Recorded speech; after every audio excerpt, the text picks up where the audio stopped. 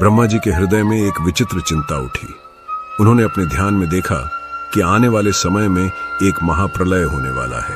देवता घबराकर विष्णु लोक पहुंचे।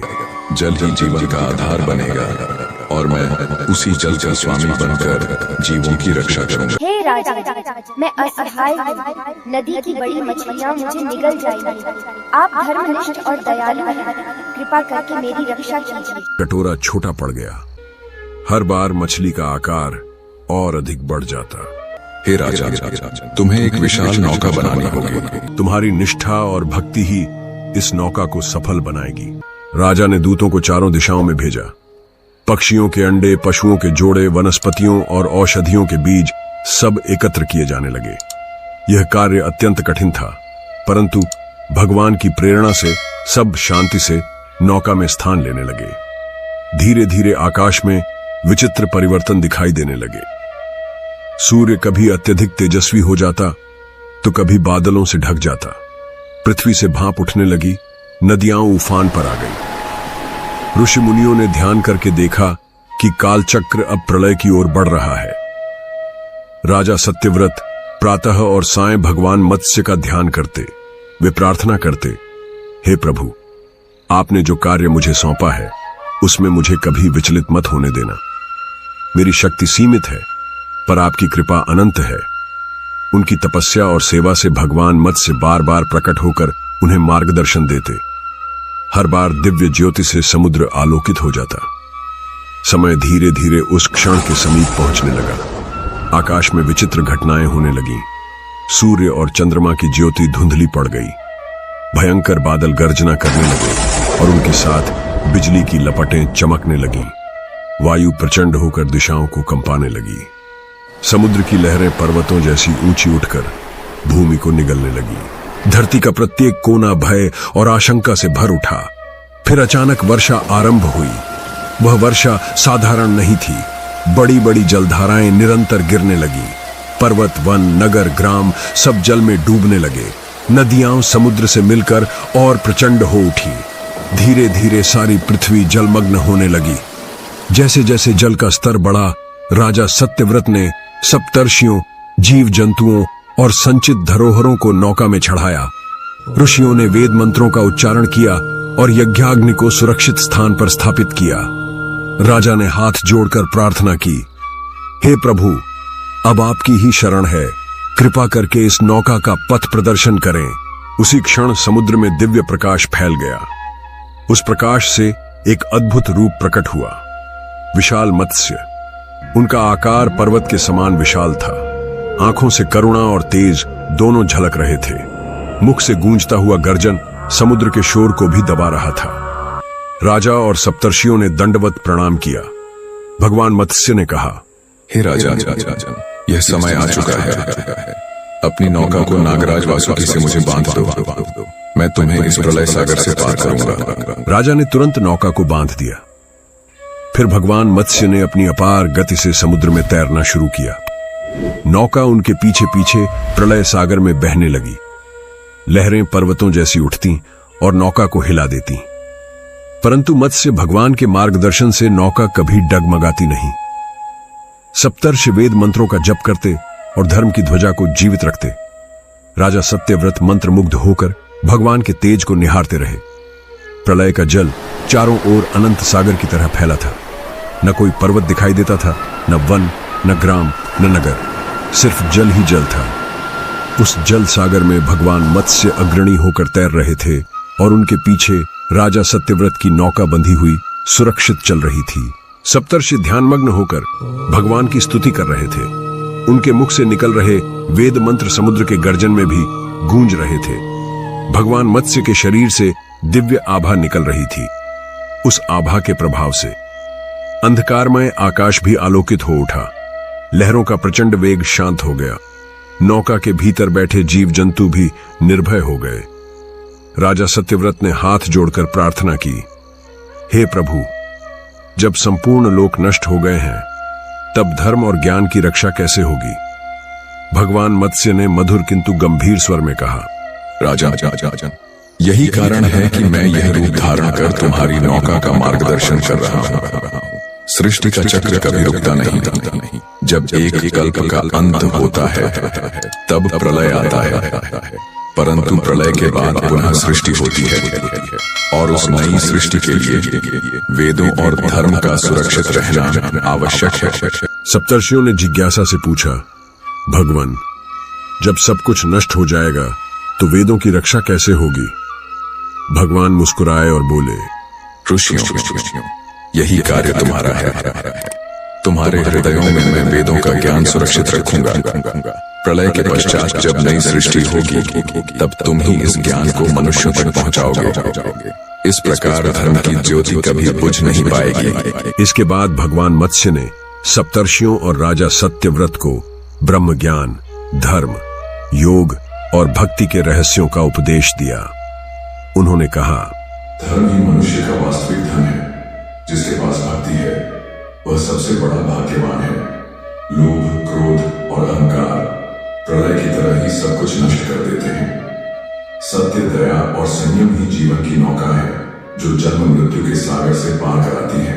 राजा सत्यव्रत की आंखों से अश्रु बहने लगे। उन्होंने प्रणाम कर कहा, प्रभु, जब तक मेरे प्राण रहेंगे मैं धर्म का पालन करूंगा और प्रजा को भी धर्म मार्ग पर चलाऊंगा। आपका उपदेश मेरे लिए सबसे बड़ा खजाना है। भगवान मत्स्य ने प्रसन्न होकर कहा, प्रलय के समय जब सब ओर जल ही जल फैला हुआ था तब एक भयंकर असुर था। उसका नाम हयग्रीव था। उसका सिर घोड़े के समान था, नेत्र अग्नि की भांति लाल और उसका शरीर पर्वत के समान विशाल। उसने तप करके वरदान प्राप्त किया था कि जब तक उसका सिर उसके धड़ से अलग न हो तब तक वह अजेय रहेगा। यही वरदान पाकर वह अहंकारी बन गया और देवताओं से छिपकर उसने वेदों की चोरी कर ली। जब सब कुछ जल में डूब चुका था तब देवताओं और ऋषियों ने देखा कि वेद लुप्त हो गए हैं। वेदों के बिना तो सृष्टि का आरंभ संभव नहीं था, क्योंकि वेद ही यज्ञ का विधान बताते हैं। वेद ही धर्म और नीति का मार्ग दिखाते हैं। वेद ही ज्ञान का स्रोत है। इसलिए समस्त लोग चिंतित हो गए। सप्तर्षियों ने भगवान मत्स्य से निवेदन किया, प्रभु, हयग्रीव ने वेदों को चुरा लिया है। यदि वे सुरक्षित न लौटे तो अगली सृष्टि अधूरी रहेगी। भगवान ने गंभीर स्वर में कहा, ऋषियों, चिंता मत करो। मैं उसी उद्देश्य से मत्स्य रूप में प्रकट हुआ हूँ। आज ही हयग्रीव का अंत होगा और वेद पुनः तुम्हें प्राप्त होंगे। प्रलय के गहरे जल में अचानक गर्जना हुई। हयग्रीव प्रकट हुआ। उसकी गर्जना से समुद्र की लहरें और ऊंची उठने लगी। उसके हाथों में विशाल गदा और त्रिशूल थे। वह क्रोध में चिल्लाया, कौन है जो मेरी शक्ति को ललकारेगा? भगवान मत्स्य ने शंखनाद किया। उनकी गर्जना से आकाश तक गूंज उठी और सप्तर्षियों के हृदय में उत्साह भर गया। हयग्रीव ने गदा उठाकर भगवान पर प्रहार किया, परंतु भगवान मत्स्य ने अपनी विशाल पूंछ से उसे आकाश में फेंक दिया। हयग्रीव बार बार उठता, पर हर बार और पराजित होता। अंततः भगवान ने अपने दिव्य अस्त्र से उसका सिर धड़ से अलग कर दिया। जैसे ही हयग्रीव मारा गया, उसके मुख से दिव्य प्रकाश निकलकर आकाश में फैल गया। उस प्रकाश से चारों वेद प्रकट हुए। भगवान मत्स्य ने उन्हें आदर पूर्वक अपने हाथों में लिया और सप्तर्षियों को सौंपते हुए कहा, हे ऋषियों, इन्हें सुरक्षित रखो। प्रलय के पश्चात जब नई सृष्टि होगी तब इन्हीं से धर्म, यज्ञ और ज्ञान का प्रारंभ होगा। हयग्रीव के वध के बाद प्रलय का जल धीरे धीरे शांत होने लगा। सप्तर्षियों और राजा सत्यव्रत की नौका दिव्य आभा से प्रकाशित हो गई। चारों ओर शांति, भक्ति और आनंद का वातावरण छा गया। राजा सत्यव्रत ने दंडवत प्रणाम कर कहा, प्रभु, आपने न केवल हमारी रक्षा की बल्कि वेदों को भी सुरक्षित कर लिया। आपकी कृपा से धर्म की ज्योति कभी बुझने वाली नहीं। भगवान मत्स्य ने आशीर्वाद देते हुए कहा, राजन, आगे आने वाले समय में तुम मनु कहलाओगे और इस सृष्टि के आदि पुरुष बनोगे। तुम्हारे वंश से ही मानवता का नया अध्याय प्रारंभ होगा। हयग्रीव का वध और वेदों की पुनः प्राप्ति के पश्चात प्रलय का प्रचंड जल धीरे धीरे कम होने लगा।